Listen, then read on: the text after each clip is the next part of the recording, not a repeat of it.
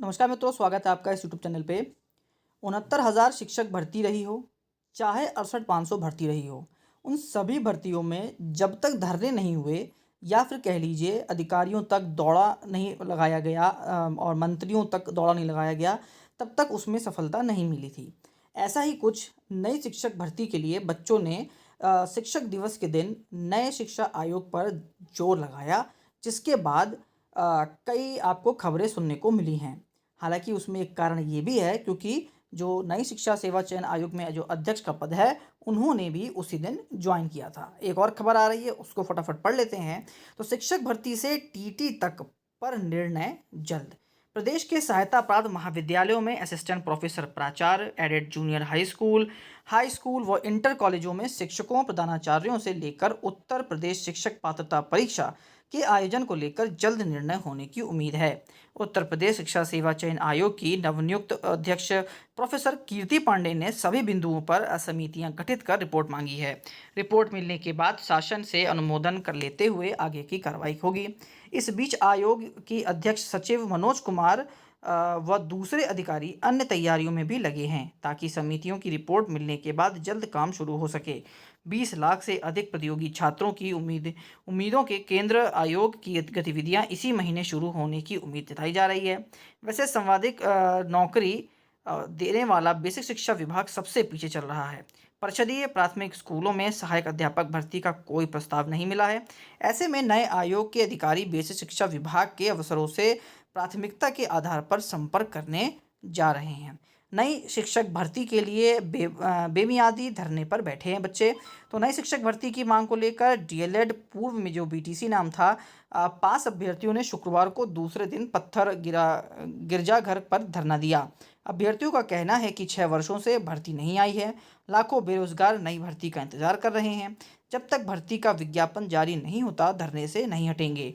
धरने का नेतृत्व कर रहे डीएलएड अध्यक्ष रजत सिंह ने कहा कि अगर एक सप्ताह में भर्ती प्रक्रिया शुरू नहीं होती है तो जल्द महाधरना बुलाया जाएगा। धरने में कई और मित्र भी शामिल रहे। अब देखिए, इस मुद्दे को 2-3 बिंदुओं में समझ लेते हैं। सबसे पहला बिंदु ये आता है कि क्या वाकई में बहुत जल्द भर्तियां आने वाली हैं? तो देखिए, इसका उत्तर है नहीं। बिल्कुल, ये सुनकर निराशा हुई होगी आपको और शायद आप यहाँ पे वीडियो ख़त्म भी कर दें, लेकिन पूरा सुन के जाइएगा। इतनी जल्दी भर्ती देखने के लिए नहीं मिलेगी क्योंकि देखिए, जितनी भी कमेटी बनाई गई हैं, ये सब अपनी एक रिपोर्ट दायर करेंगे। रिपोर्ट देखिए, ये विभागीय कार्य जो होते हैं और उच्च स्तरीय काम है, इसमें जो रिपोर्ट होती है वो 2 दिन में नहीं बन जाती। वो कम से कम हफ्ता 2 हफ्ता लेते हैं रिपोर्ट बनाने में, क्योंकि वहाँ एक भी त्रुटि का मतलब समझते हैं पूरी की पूरी भर्ती फंस जाना होता है। और अब की बार जो ये आयोग बनाया गया वो इसी वजह से बनाया गया है कि जो भर्तियाँ डॉक्यूमेंटेशंस की वजह से फंस जाती थी कि भाई आपके नोटिफिकेशन में ये गड़बड़ है, इसकी वजह से भर्ती फंस गई। इन चीज़ों से बचने के लिए ये आयोग बनाया गया है। और जो भी कमेटी को जो आपको सौंपेंगे अपनी रिपोर्ट, वो बहुत ही सोच समझ के हर एक बिंदु पर चर्चा विचर्चा करने के बाद ही वो रिपोर्ट लगाएंगे, तो इसमें समय लगेगा। दूसरी बात आती है कि देखिए, अभी परीक्षा जो नियंत्रक एक जो पद है वो अभी खाली है, उस पर नियुक्ति नहीं हुई है और बिना उस पद के कोई भी नई जो भर्ती है वो नहीं आ सकती और उस पर नियुक्ति नहीं हो सकती। तो ये भी एक अभी कार्य बचा हुआ है जिसको लेकर मंथन चल रहा है और उस पर भी कार्य हो रहा है।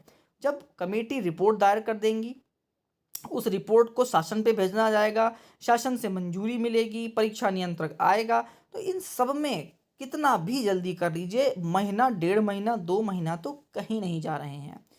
दूसरी बात कर लेते हैं। ये तो एक पक्ष हो गया कि भर्ती इतनी जल्दी आ रही है कि नहीं आ रही, तो उसका उत्तर हो गया नहीं, कम से कम 1.5-2 महीना अभी और लगने वाला है।